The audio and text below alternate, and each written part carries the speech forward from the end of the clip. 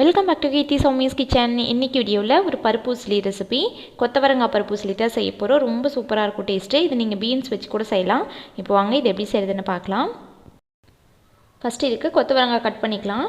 நான் இதுக்கு 1/4 கிலோ கொத்தவரங்காய் எடுத்து நல்லா தண்ணியில் கழுவிட்டு எடுத்து வச்சுருக்கேன். இப்போ இந்த மாதிரி கொஞ்சம் சின்ன சின்ன பீசஸாக கட் பண்ணிக்கிறேன்.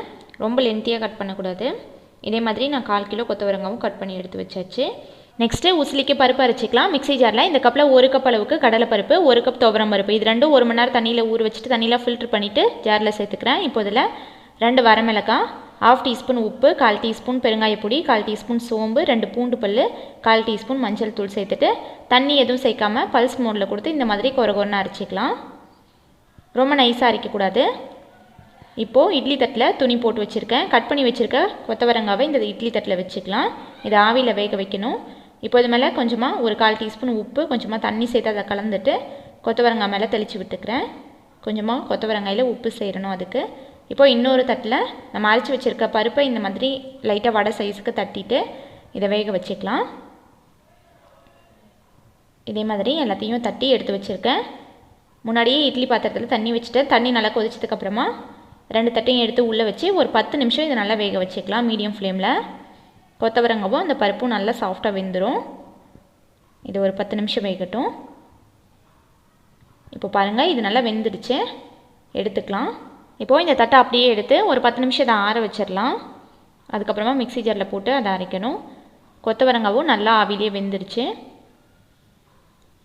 இப்போது இது நல்லா ஆனதுக்கப்புறமா இந்த மாதிரி கையில் உடச்சி விட்டுக்கோங்க. கையிலேயே கூட உதுத்து விட்டு செய்யலாம். மிக்ஸி ஜாரில் போட்டு அப்படியே பல்ஸில் கொடுத்தோம் அப்படின்னா நல்லா உதிரியாக கொஞ்சம் குட்டி குட்டியாக நல்லா உதிர்ந்து வந்துடும். இப்போ மிக்ஸி ஜாரில் எல்லாத்தையுமே போட்டுட்டு பல்ஸில் ஒரு 5 சுற்று கொடுத்தோம் அப்படின்னா இந்த மாதிரி பலன்னு உதிர்ந்து வந்துடும்.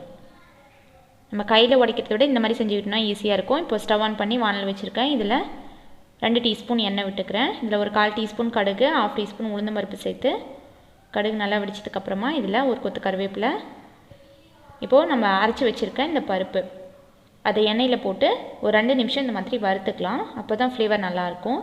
இப்போது வேக வச்சுருக்க கொத்தவரங்காய் இதுலேயே சேர்த்துக்கிறேன்.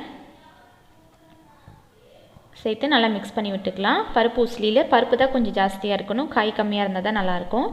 நீங்கள் இதே மாதிரி பீன்ஸும் வேக வச்சு கூட செய்யலாம் கொத்தவரங்காய்க்கு பதிலாக. இப்போது உப்பு கம்மியாக இருக்குது, கொஞ்சமாக உப்பு சேர்த்துட்டு இதை நல்லா கலந்து விட்டுக்கிறேன். இப்போது இது ஒரு 2 நிமிஷம் இந்த மாதிரி நல்லா வறுத்துக்கலாம். அந்த பருப்பு எண்ணெயில் லைட்டாக வறுபடணும், அப்போ தான் நல்லாயிருக்கும் டேஸ்ட்டு.